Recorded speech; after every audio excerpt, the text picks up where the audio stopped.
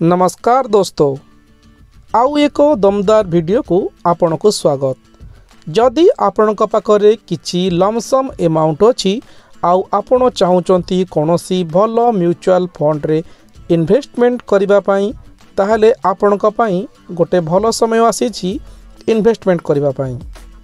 ए कथा कहउचंती financial expert माने।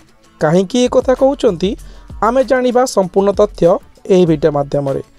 किछि दिन हेला वर्तमान शेयर मार्केट रे डाउनफॉल चालू रही अछि, जहा द्वारा कि समस्त म्यूचुअल फंड एवं स्टॉक मार्केट रो वर्तमान गिरावट देखिबा को मिलुछि।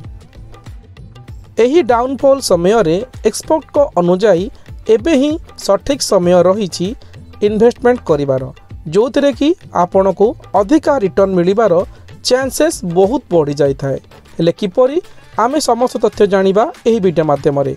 आमे आपण को कहूचु स्टेट बैंक ऑफ इंडिया रो एपरि एक प्लान जोथिरे कि ऑल टाइम रे 19% रिटर्न देउछि। एही रिटर्न टी 5 वर्ष किंबा 7 वर्ष रो नुहे। जेबेठारु एही म्यूचुअल फंड टी एसबीआई लॉन्च करितिला, सेबेठारु आजि पर्यंत एही म्यूचुअल फंड टी तार इन्वेस्टर मानकु हाराहारी 19% रिटर्न दे आसी अछि। किपरि आपण एही समय रे इन्वेस्टमेंट कले आपण को अधिका रिटर्न मिलिबो, ताहार समस्त तथ्य आपण एही वीडियो माध्यम रे पाइबे। सेथि पई वीडियोटी को स्किप न करी आपण संपूर्ण देखिबा पई प्रयास करंतु, ताहाले जानि परिबे संपूर्ण तथ्य।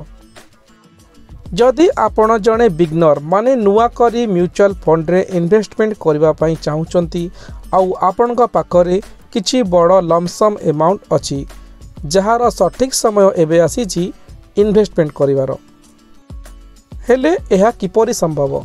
जेते बेले शेयर मार्केट रे करेक्शन हुए, माने शेयर मार्केट डाउनफॉल को आसी थाए, सेही समय हेउछि सबुठारु बेस्ट टाइम इन्वेस्टमेंट करिवार।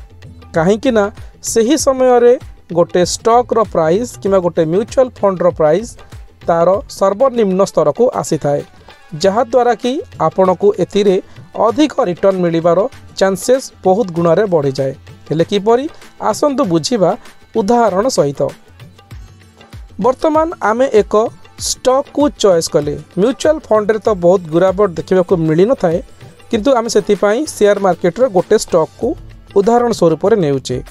गोटे स्टॉक रो मूल्य 100 टंका अछि। वर्तमान ता दिहरे गिरावट आसीछि 50%, माने डाउनफॉल होईछि। वर्तमान स्टॉक रो मूल्य रहिछि 50 टंका, आउ आम पाखरे रहिछि 50,000 टंका मोट लमसम इन्वेस्टमेंट करिया पई। आमे दुईटी व्यक्ति को नबा, गोटे होउछि राम आउ गोटे होउछि हरि। राम सही 50,000 टंका को इन्वेस्टमेंट करिछि, जेते बेले शेयर मार्केट गोटे स्टॉक रो मूल्य 100 टंका थिला। हरि केते बेले इन्वेस्टमेंट करिछि ना जेते बेले शेयर मार्केट डाउनफॉल थिला आ गोटे स्टॉक रो मूल्य 50 टंका थिला। 50,000 टंका रे राम टोटाल 500 स्टॉक किनी पारला, किंतु हरि 50,000 टंका सेतिकी बेले इन्वेस्टमेंट करितिला जेते बेले शेयर मार्केट डाउन थिला आ गोटे स्टॉक रो प्राइस 50 टंका को आसीतिला। 50,000 टंका इन्वेस्टमेंट करी हरि 1000 शेयर किनी पारितिला। दोस्तों, जेते बेले एही स्टॉक प्राइस रे 1 टंका भी वृद्धि पाए, ताहले रामर 1 टंका वृद्धि हेले रामर प्रॉफिट रे 500 टंका जेते बेले प्रॉफिट गेन करिवो, सेते बेले हरिर स्टॉक जदि 1 टंका वृद्धि हुए, ताहले हरि 1000 टंका प्रॉफिट गेन करिवो। तेणु करी आपण बुझी पारुथिबे जे शेयर मार्केट जेते बेले डाउनफॉल थाए, सेते बेले इन्वेस्टमेंट कले आपण को किपरि अधिका रिटर्न मिली थाए। एबे आसंतु जानिबा एसबीआई रो सेही केउ स्कीम रे हमको इन्वेस्टमेंट कले अधिका रिटर्न मिली पारिबो। दोस्तों, आमे आपण को कहया पई चाहूचु एसबीआई कंट्रा डायरेक्ट ग्रोथ प्लान विषय रे। गत किछि दिन हेबो वर्तमान शेयर मार्केट रो डाउनफॉल जगरु एही म्यूचुअल फंड रे मध्य डाउनफॉल देखा देइछि। आपण वर्तमान देखि पारुथिबे वीडियो माध्यम रे एही प्लान रे वर्तमान 3% ह्रास घटी। यह ही होउछि प्रकृत समय जो कि आपण इन्वेस्टमेंट कले एही फंड रे आपण लाभवान होई पारिबे। एबे आसंतु जानिबा एही प्लान रो परफॉर्मेंस विषय रे। जदि आमे एही प्लान रो पास्ट परफॉर्मेंस को देखिबा ताले एहा 3 वर्ष रे 22%, 5 वर्ष रे 29% रिटर्न देई थाए तार इन्वेस्टर मानको। दोस्तों आपण जदि म्यूचुअल फंड रे इन्वेस्टमेंट करिया पई चाहुचंती ताहले आपण 3टी उपाय रे म्यूचुअल फंड रे इन्वेस्टमेंट करि परिबे। सही 3टी इन्वेस्टमेंट हेउची जदि आपण मंथली इन्वेस्टमेंट करिया पई चाहंती ताहले आपण पई रहिची SIP सिस्टमैटिक इन्वेस्टमेंट प्लान। जदि आपण एका थरे के इन्वेस्टमेंट करिया पई चाहंती ताहले आपण पई रहिची लमसम आउ आपण पई रहिची SWP प्लान। आज आमे जेहु प्लान विषय रे कहया पई चाहूचु सही प्लान टी हेउची लमसम प्लान। एही प्लान रे आपण फिक्स डिपॉजिट भली एका थरे के किछि अमाउंट आपण को डिपॉजिट करबा को पड़ी थाए। SBI रो कंट्रा फंड 2 जनवरी 2013 मसीह रे लॉन्च करा जायतिला SBI द्वारा। वर्तमान एहार फंड रो साइज रहिछि 42,180 कोटी टंका। कोटी कोटी लोक एही फंड रे निवेश करिसंती। वर्तमान एहार फंड साइज रहिछि 42,000 कोटी टंका। आउ एहार गोटे NAV रो मूल्य रहिछि 396 टंका 20 पैसा आज ऑन 1 फेब्रुआरी 2025। जदि आपण एही फंड रे इन्वेस्टमेंट करिया पई चाहंती SIP माध्यम रे आपण मिनिमम 500 टंका देई इन्वेस्टमेंट करि परिबे। जदि आपण लमसम इन्वेस्टमेंट करिया पई चाहंती मिनिमम अमाउंट रहिबो 5000 टंका। एही फंड रे कोनोसी मैक्सिमम लिमिट नाही।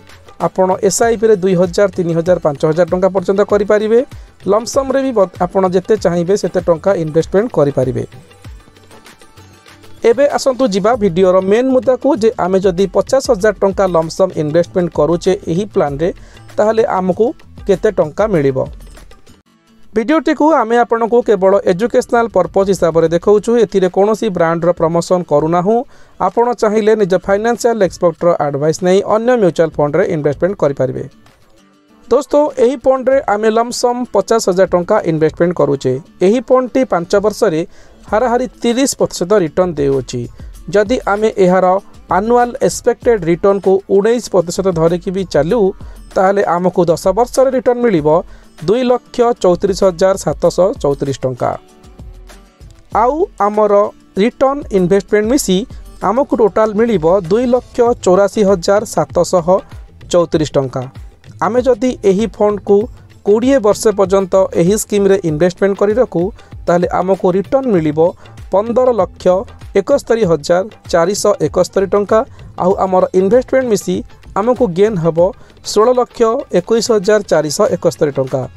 जदि एही फंड को आमे आउ 25 वर्ष पर्यंत एही फंड रे कोनोसी बिना इन्वेस्टमेंट करि रखिताउ आमको इंटरेस्ट आकार रे रिटर्न मिलिबो 38,19,404 टंका।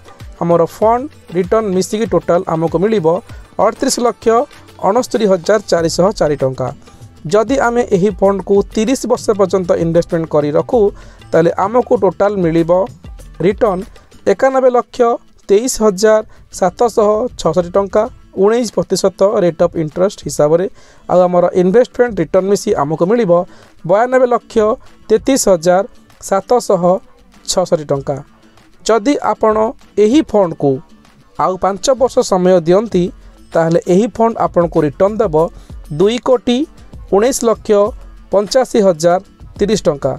इन्वेस्टमेंट रिटर्न मिसी आपन टोटाल मिलिबो 2,20,35,030 टंका। दोस्तों छोट छोट इन्वेस्टमेंट को आपण जदि बड़ आकार रे परिणत करिया पई चाहंती एथिपई आपण को समय देबाक पड़िबो। वीडियो देखि परि लागिला आपण हमको कमेंट बॉक्स रे निश्चित जणाइबे।